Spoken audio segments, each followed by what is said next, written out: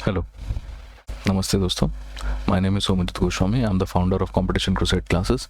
और जैसा कि आप लोग बैनर में देख ही रहे हैं, आज हम लोग नॉलेज सीरीज़ के बारे में बात कर रहे हैं। And before I start the video in its full entirety, I think I should say that this is going to be a bilingual video in which I will speak both in English and Hindi, because modus operandi is that modus operandi for the video is that I'm trying to make it as much impromptu as I can.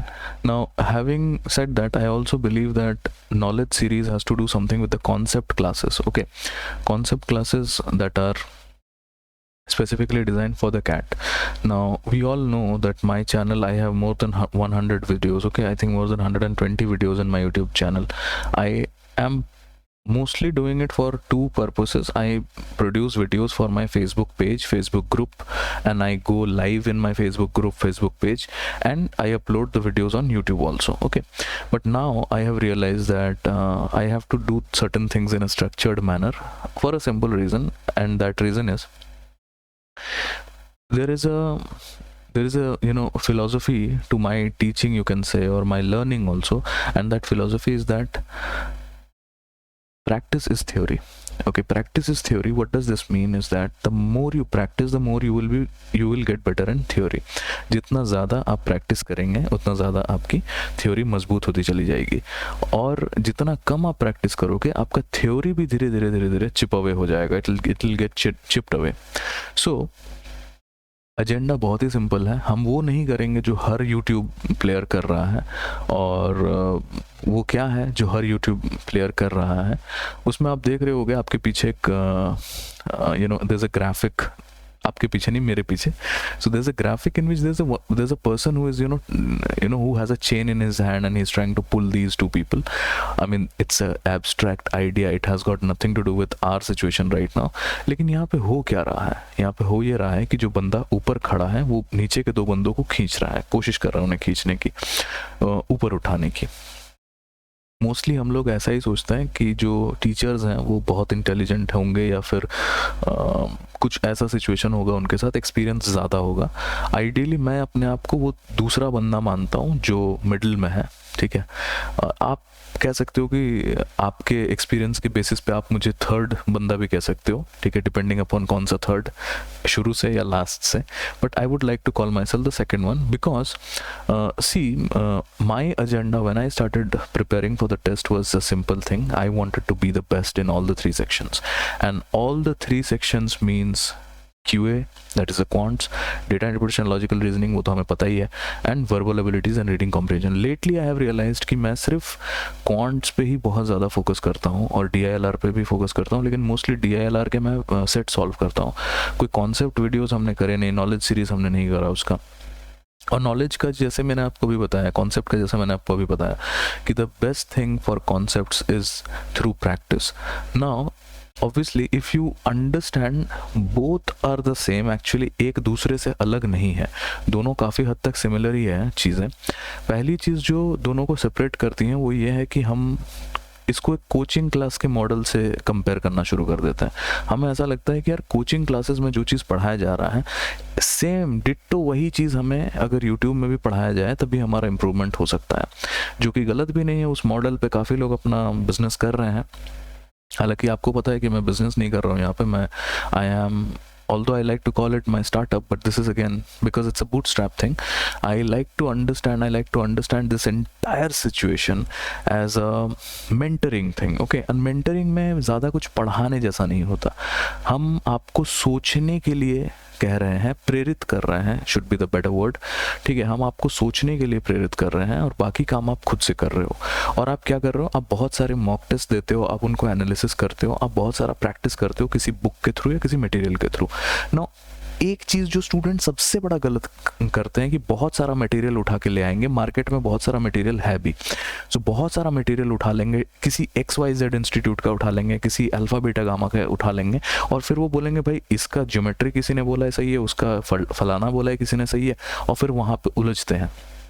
Time wastage करते हैं। मैंने strategy videos बनाए नहीं हैं, मैं ज़्यादा believe नहीं करता स्ट्रैटेजी वीडियोस पे। सिर्फ एक ही स्ट्रैटेजी होता है हर इंसान के लिए, और वो होता है कि आप टेस्ट दो और उसको अच्छे से एनालाइज करो। अब हर इंसान का एनालिसिस पैटर्न अलग हो सकता है, हर इंसान के टेस्ट टेकिंग पैटर्न अलग हो सकता है, इसीलिए स्ट्रैटेजीज भी अलग अलग होते हैं। लेकिन जिसे कहता है ना कि जो you know the primal strategy, the one strategy that is for everybody, is that you have to take the test and you have to analyze it in a due time. Now initially I was thinking of uploading the previous year mocks in a sequence. Now there are a few limitations to that also, because we cannot do that full fledged, because obviously कुछ उनमें से copyrighted material होता है, और हालांकि आपको और मुझे फ़र्क नहीं पड़ता, लेकिन जिन लोगों ने बनाया है उन्हें फ़र्क पड़ता है कि हम उनके कंटेंट को ऐसे यूज़ ना करें। तो दो चीज़ें मैं थोड़ा सा एक डिटोर लेना चाहता हूँ, बिकॉज सी कॉपीराइट्स का ऐसा होता है कि हम नॉन प्रॉफिट कर रहे हैं, हम उसे नॉलेज के लिए हम यूज़ कर रहे हैं, और हम ऐसा नहीं कर रहे कि हमने आपके पूरे कंटेंट को अवेलेबल करवा दिया मासेस के लिए। हम उन्हें सोचने के लिए थोड़े बहुत कंटेंट ले रहे हैं, और कोशिश यही होगी कि अगर हम कहीं पे आपका कंटेंट यूज़ भी कर रहे हैं तो हम आपको ड्यू क्रेडिट भी दे रहे हैं। मैंने हमेशा अपने वीडियोस में, कोई भी वीडियो हो, अगर वो डेटा इंटरप्रिटेशन लॉजिकल रीजनिंग का वीडियो हो या फिर वो मेरा क्वांट्स का वीडियो हो, मैंने वहाँ पे बोला है कि ये पर्टिकुलर इंस्टीट्यूट का है, और ऐसे कुछ कम ही लोग होंगे जो इस चीज़ को समझ सकते हैं, समझने की मात्रा रखते हैं, the intellectual acumen they have to understand that या there are these 3 institutes, I would not likely name them, but they are the trinity, they are the ones that create great quality content। और ऐसा इसलिए है क्योंकि ये लोग बहुत time से वीडियोस बना रहे हैं, इनका एक प्रूवन मैकेनिज्म है जिस मैकेनिज्म के थ्रू इनके वीडियोस आते हैं। तो मेरा सिर्फ एक ही चीज़ होगा, मैं इनका कंटेंट बिल्कुल भी यूज़ नहीं करने वाला। और मज़े की बात यह है कि मैं कंटेंट तो किसी का यूज़ नहीं करता, लेकिन कुछ क्वेश्चंस अच्छे लगते हैं तो वो मैं यूज़ कर लेता हूँ। अब नॉलेज सीरीज़ में हम क्या करने वाले हैं, सबसे पहले मैं आप लोगों को एक let me take you to the my computer screen. मैं आप लोगों को एक बुक रिकमेंड करने वाला हूँ क्वांट्स के लिए। सिमिलरली जब मैं knowledge series data interpretation logical reasoning का भी बनाने वाला हूँ, तो उसमें मैं DILR का भी रिकमेंड करूंगा। हालांकि मोर और लेस चीज़ें बहुत ही सिमिलर हैं, बहुत ज़्यादा डिफरेंट नहीं है। VARC थोड़ा सा डिफरेंट है, उसका हम लास्ट में बात करते हैं। So let me take you to the not the whiteboard, let me take you to my screen. So okay, so let me just give me 1 second, let me just मैं अपने video palette को थोड़ा सा छोटा कर लेता हूँ ताकि आप लोगों को मेरा जो ये शक्ल है ये अच्छे से दिखे, लेकिन साइड में दिखे। Okay, alright. तो अब मैं आप लोगों से एक चीज़ डिस्कस करना चाहता हूँ। ये जो किताब आप अपने सामने देख रहे हो, quantitative aptitude for CAT by Trishna publication, इस बुक की खासियत ये है कि ये तृष्णा पब्लिकेशन ने बनाया है स्पेसिफिकली कैट के लिए। आप चाहो तो मैं इसका लिंक आपको डाल दूंगा नीचे, ठीक है। आप चाहो तो इस बुक को परचेज कर सकते हो, बहुत ज़्यादा कॉस्टली नहीं है, 400-500 रुपये का बुक है, लेकिन ये बुक इतना अच्छा है। मेरे पास अभी फ़िलहाल इसका हार्ड कॉपी अवेलेबल नहीं है, I am using the PDF। Hard copy है मेरे पास, और मैंने इतना स्क्रिबल करा है इस बुक के अंदर कि मैं आपको क्या बताऊं। It is one of the best books for practice if you want to buy anything per से।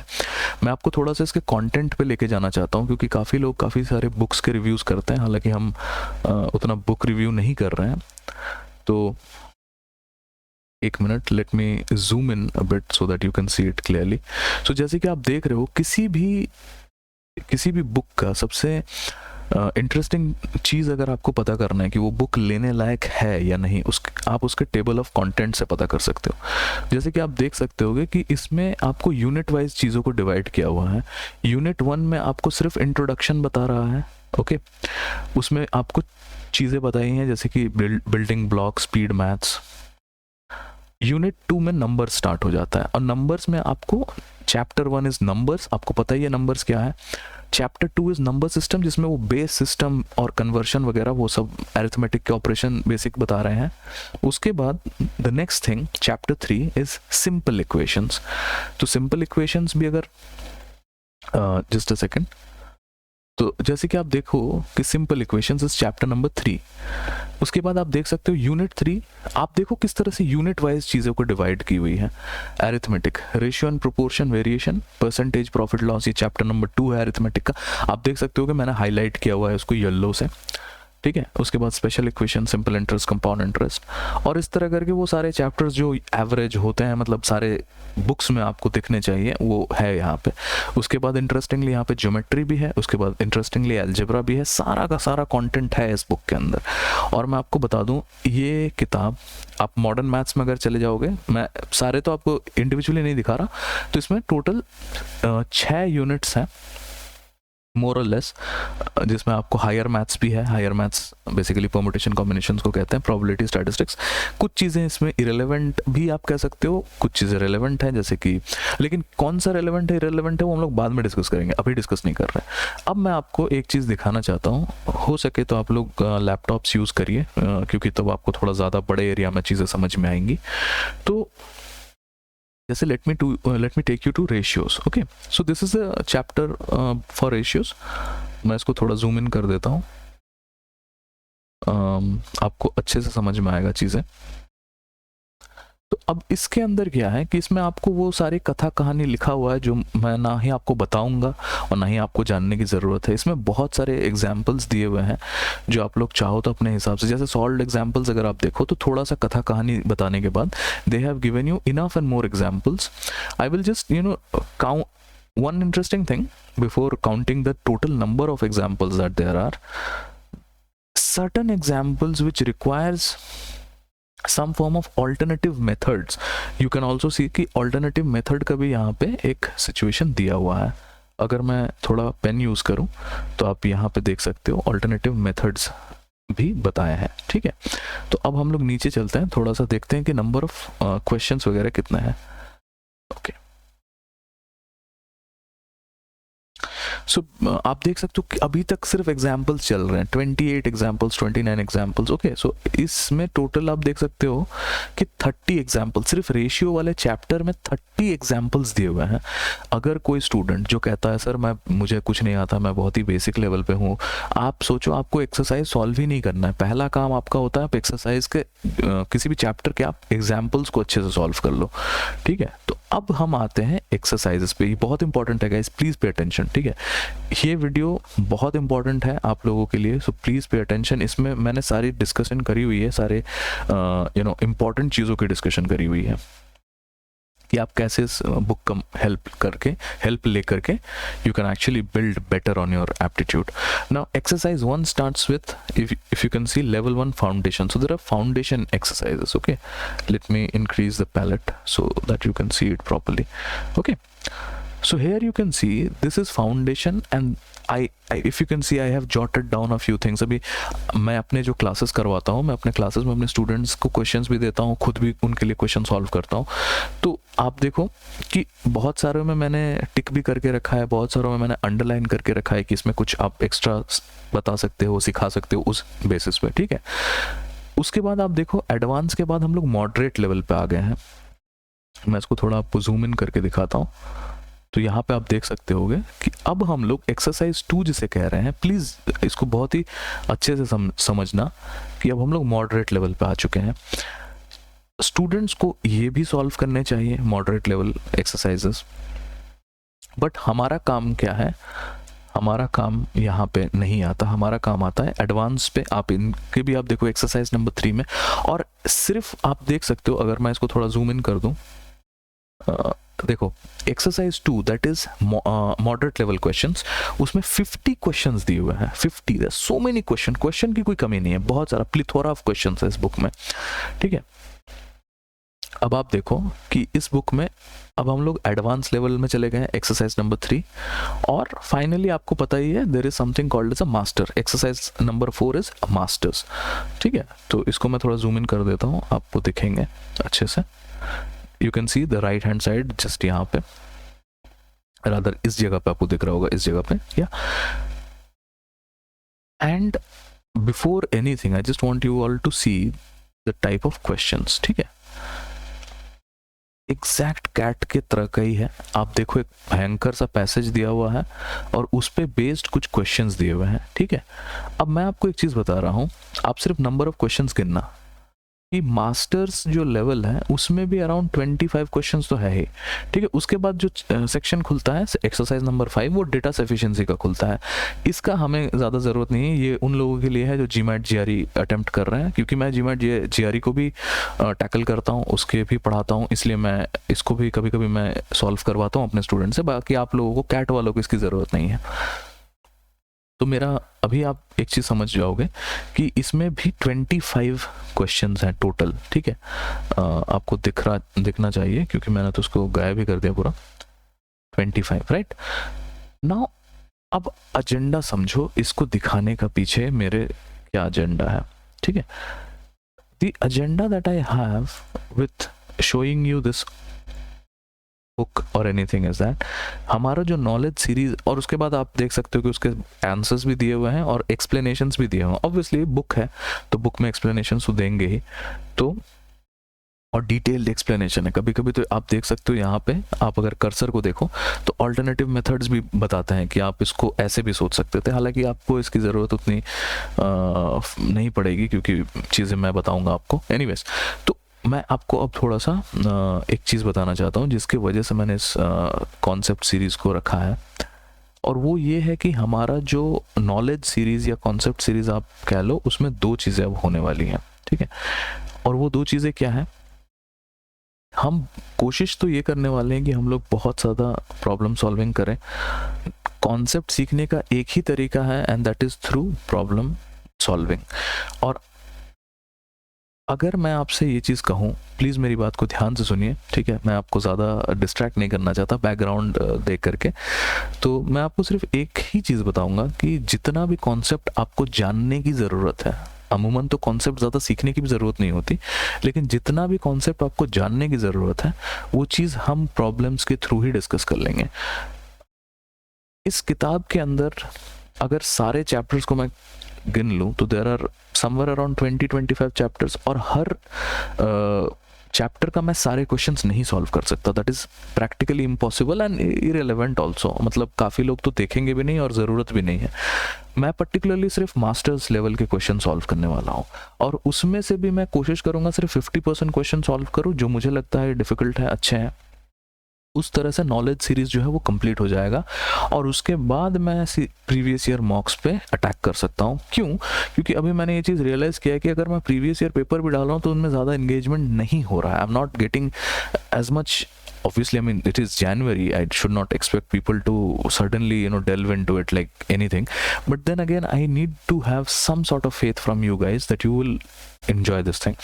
You will enjoy it. There's no, worries two ways about it. And this exact same thing is with DILR also. I could have shown you the DILR thing also, but I'll make a separate video on it, so don't worry. So the DILR also we will learn through the master's level problem, although there's a different sort of a exercise dilution for the DILR. We will understand in a fair amount of time. Having said that, my dear friends, I want to tell you that please understand that the knowledge series, the concept series is for your betterment. हमारे साथ जुड़िए, थोड़ा share where करिए हमारे groups को, ठीक है। हमारे थोड़ा प्रचार प्रसार करिए आप भी, ठीक है। बूटस्ट्रैप है, मैं मार्केटिंग बिल्कुल भी नहीं करता, और मार्केटिंग ना करने का एक रीज़न ये भी है क्योंकि पैसे तो मैंने कमाए हैं 2-3 सालों में, और ठीक ठाक कमाए हैं, मतलब उतने भी नहीं कमाए जितने कमाना चाहता था। बट मैं मार्केटिंग इसलिए भी नहीं करता क्योंकि मुझे ऐसा लगता है कि हम यहाँ पे कोई we are not trying to do business, और बिजनेस करेंगे तब जब मुझे लगेगा स्पेसिफिकली बिजनेस करने का। फिलहाल ये सिर्फ मेंटरिंग है।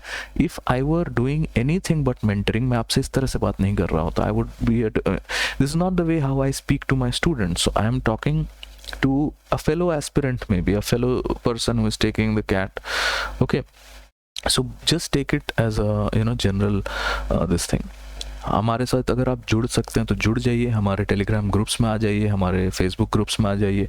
अगर आप हमारे ग्रुप्स में आते हैं तो आपको फेसबुक में जो ग्रुप्स हैं हमारे फेसबुक ग्रुप, उसमें पता चलेगा कि पेजेस में लाइव इवेंट्स भी हो रहे हैं। जो लाइव इवेंट्स मैं बहुत ही जल्द यूट्यूब पे भी करने वाला हूँ। मैंने उसके ट्रायल्स कर रखे थे लास्ट ईयर, तो काफ़ी सारी चीज़ें होने वाली हैं इस साल।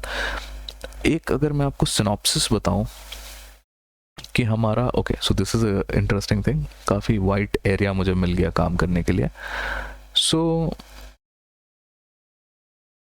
Just an idea of how things will be. So the thing is, सबसे पहला जो मैंने आपको बताया कि हम लोग जो नॉलेज सीरीज, इसको मैं शॉर्ट फॉर्म में लिख रहा हूँ KS, जो नॉलेज सीरीज चला रहे हैं इसको 2 से 3 महीने में ख़त्म हो जाना चाहिए. It will not take any more than 2 to 3 months. I am assuming कि by March end it will commence. ठीक है, इसमें हो सकता है इससे जल्दी ही ख़त्म हो जाए, लेकिन आई एम होपिंग कि मार्च एंड तक तो ये चलेगा. और इसका रीज़न भी है क्योंकि मुझे चाहिए कि जो स्टूडेंट्स हैं मेरे, वो अप्रैल से थोड़े से मॉक्स पे आ जाएं. ठीक है, आप लोग अगर इस दौरान भी मॉक सॉल्व कर सकते हो तो नथिंग लाइक इट. मैं तो बोलूँगा अभी भी सॉल्व करो. और मैंने आपको पहले भी वीडियोस में बताया है, आपको स्टार्ट करने हैं जो पास्ट के MCATs हैं उनसे. आपको 2016 या 17 अगर मिल जाए कहीं से MCAT तो आप उससे स्टार्ट करो. मैंने एक प्रीवियस वीडियो में आपके साथ एक बंदे हैं जो 100% टाइलर है, उनका मैंने आपके साथ शेयर किया हुआ है कंटेंट, उन्होंने शेयर किया था. I have shared it with you guys. आप चाहो तो उसकी हेल्प ले सकते हो. ये तो एक चीज़ है, आप इसको करिए साइड बाय साइड. एक सीजन को 2016 एक स्टैंड अलोन सीजन है, मैं इसको स्मॉल केस S1 लिखता हूँ. 1 या 2 सीजन आप अगर क्वांट्स के लिए, एटलीस्ट QA के लिए अगर आप निकाल सकते हो तो बहुत अच्छा होगा. इन दोनों के हो जाने के बाद ये आपका मोस्टली अप्रैल से मई एंड तक ये सिचुएशन चलना चाहिए जहाँ पे आप मॉक्स पे फोकस करोगे, क्योंकि मई एंड में या मिड में से आपके करंट मॉक्स स्टार्ट हो जाएंगे.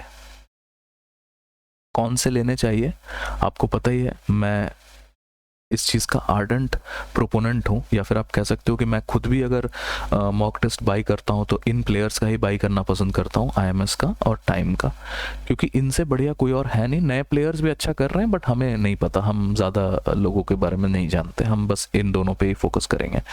ठीक है, एक चीज़ ये भी है कि बाकी के प्लेयर्स के बारे में, एक चीज़ ये भी है कि बाकी के प्लेयर्स भी अपना कंटेंट यहीं से उठा रहे हैं, तो आप समझ ही रहे होगे कि इनका क्वालिटी कहाँ पे है.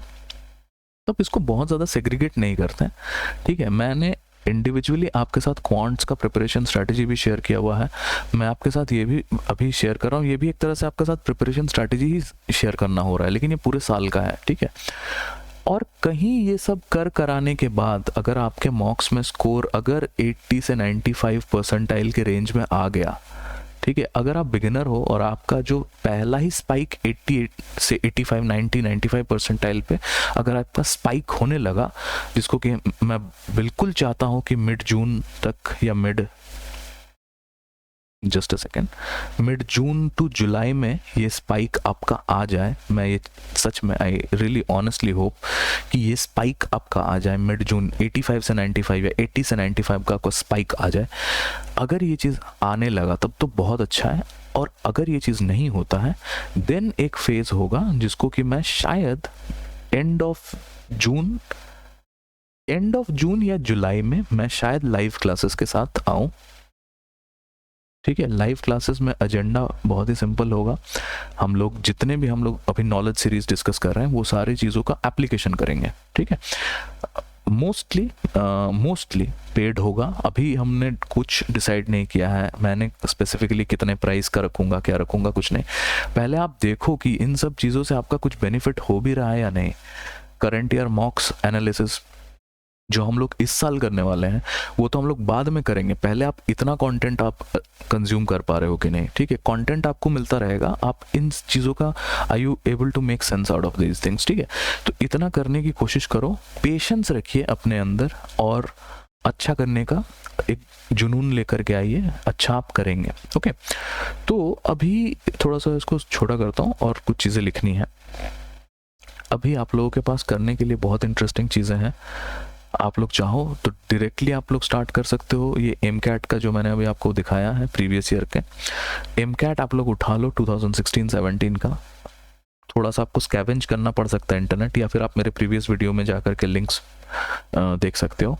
MCAT उठा लो 2016 से 17 तक अगर आप सॉल्व करो. नॉलेज सीरीज़ में पार्टिसिपेट करें. आपको पता है 2 से 3 महीने में नॉलेज सीरीज़ जो है वो ख़त्म करने वाले हैं हम लोग. जितने भी यूनिट्स हमने बताए उसमें टोटल 6 यूनिट्स बताए थे, 6 के 6 यूनिट्स हम लोग टैकल करने वाले हैं. सिर्फ मास्टर लेवल के प्रॉब्लम सॉल्व करेंगे. सारा कॉन्सेप्ट मास्टर लेवल के प्रॉब्लम्स के साथ ही बता देंगे आपको. ठीक है, कुछ एक्स्ट्रा ज़रूरत नहीं है दोस्तों. This is not rocket science. Aptitude है, डिफ़िकल्ट है, मैं मानता हूँ. मुझे खुद को भी 2 साल लगे थे इसको सिर्फ समझने में. हालांकि उस वक्त हमारी पेनिट्रेशन बहुत ही कम थी नॉलेज सीरीज़ में, या फिर नॉलेज सीरीज़ तो था भी नहीं उस वक्त, बट आई एम सेइंग उस वक्त के जो टीचर्स थे जिनसे हम पढ़ रहे थे उन्हें भी ज़्यादा कुछ आइडिया नहीं था. ठीक है, ऑफलाइन सेंटर्स के जो टीचर्स होते हैं आपको पता ही है वो बड़े परेशान करते हैं. तो कभी कभी आपको ऐसा लगेगा कि उन टीचर से आपको ज़्यादा आता है. हालांकि आई would not be lying if I say that मुझे उनसे थोड़ा ज़्यादा ही आता था. एनीवेज, इन चीज़ों पे डिस्कशन नहीं करता है. चीज़ें बहुत ही सिंपल हैं दोस्तों.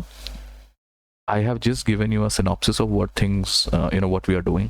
रीडिंग सेशंस में पार्टिसिपेट करिए. रीडिंग फॉर द डे आपको लग रहा होगा कि किसी काम का नहीं है. It's very important.